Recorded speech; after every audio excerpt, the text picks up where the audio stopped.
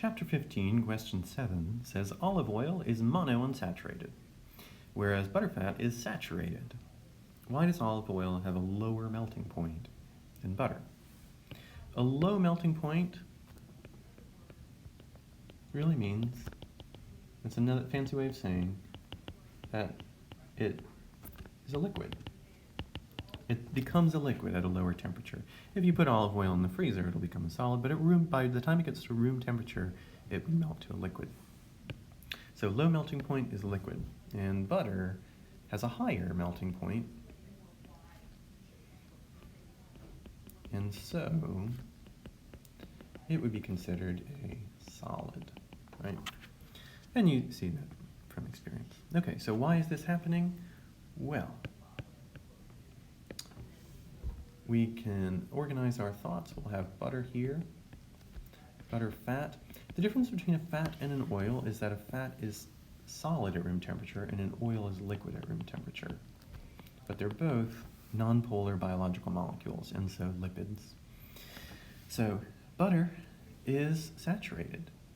They say it right here. And we know that if a fatty acid is saturated, then the fatty acid tails line up well. And if they line up well, then the atoms in each of those tails are going to have a lot of London dispersion forces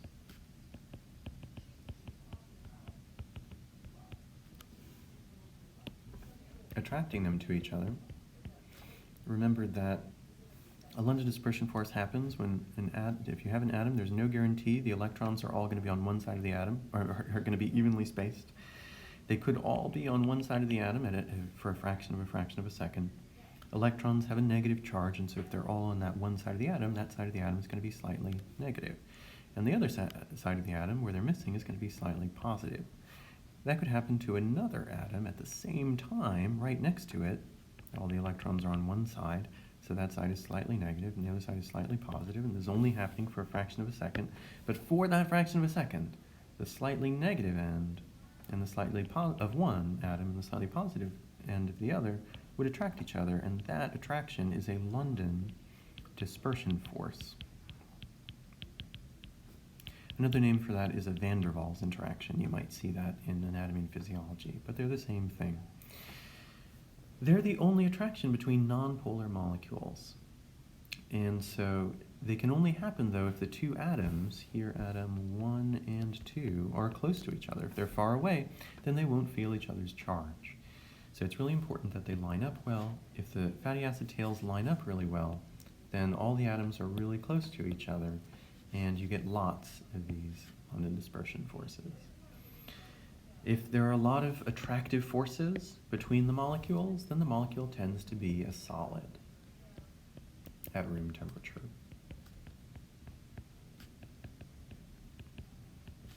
In other words, it has a higher melting point.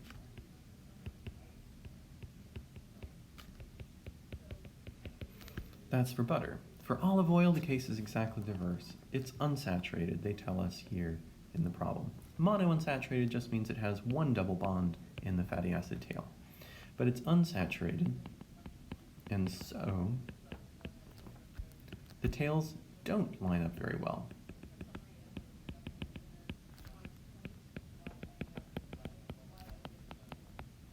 They'll start to, but then you'll have that double bond, and that'll put things into chink. And then you'll have another start to, but then the double bond, and then you'll have another chink with the tail, and then they won't line up very well there. So you'd have fewer London dispersion forces.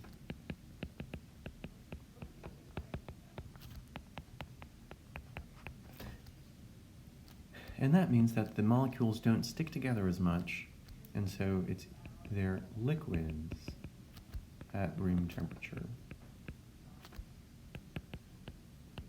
Whether something is a solid or a liquid depends on how much the molecules are sticking to each other. If they don't stick together very much, it'll be a liquid. And in other words, it'll have a lower melting point. So that's the reasoning behind why olive oil has a lower melting point than butterfat.